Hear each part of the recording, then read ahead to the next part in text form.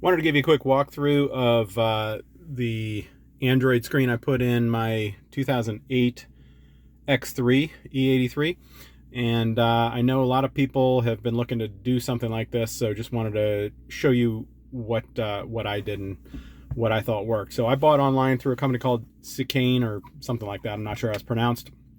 The installation wasn't bad. This part here in the dashboard might have taken an hour.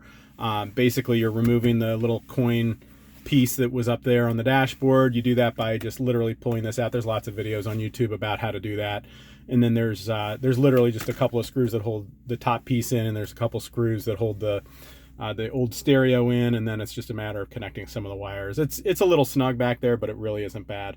I'll show you the part that took me the most time in a minute here, but I want to show you the real reason I did it. And so when you start up the car, it comes on pretty quickly. You can see I started up just a couple seconds ago, and there it is.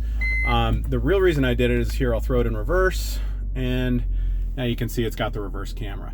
That's really why I did this, because I bought the car primarily for the use of my teenage kid, and wanted to make sure that it had the reverse camera that any new car would have come with. The radio situation is fine. It's, you know, fairly rudimentary. It's it is what it is. I really didn't buy it for that, but I did buy it to get that auto kit function as well. So you can see, not a real elegant solution, but basically here's the wire coming out, so they can put their iPhone on there, and it will do Apple CarPlay, so that, you know, when they're using Waze on the road, it comes right up on the screen, and it's a pretty awesome solution. So real well integrated, and like I said, you know, here it goes into reverse again, comes up in like a second and a half. So it's real smooth, just as quickly as any of our newer cars in terms of bringing that up. And now I'll show you the camera situation in the back, because that was a little more painful. All right, please disregard my fancy license plate cover here. But basically, you can see I got this camera right off of Amazon. I think it was like 30 or 40 bucks. It's fine. It's nothing fancy. I liked how it's a fairly integrated looking solution. The real pain in the butt, the wiring all through here was really not a big deal. Once you pop this off, it's really quite simple. I did have to drill a little hole to get the camera in. The real pain in the butt is right here.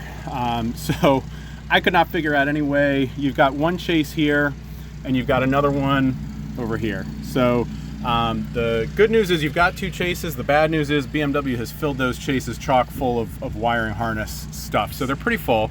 And by the time you get the wire in the other side, probably doesn't come through on the video, but there's probably a good 4 inches of depth here between where the roof liner comes in at the tailgate and where that wire actually pops out. So it's not like once you get it in, hey, the wire's right there. You've got to like really dig past into here like another 8 inches with your arm to be able to get that wiring. And then I basically just ran it back down here, ran it through that channel, and then I ran it all along down here. So it's underneath all that stuff, and that was real easy to pop in and pop out. Getting it over through the glove compartment behind there really wasn't too bad. And then, like I said, doing the thing up top was the head unit was maybe an hour. It's not as fancy as the Android 11 versions. I think this one's Android 10, but all in, I think this unit was $230 for the head unit, and then I paid like another $40 for the CarPlay hookup.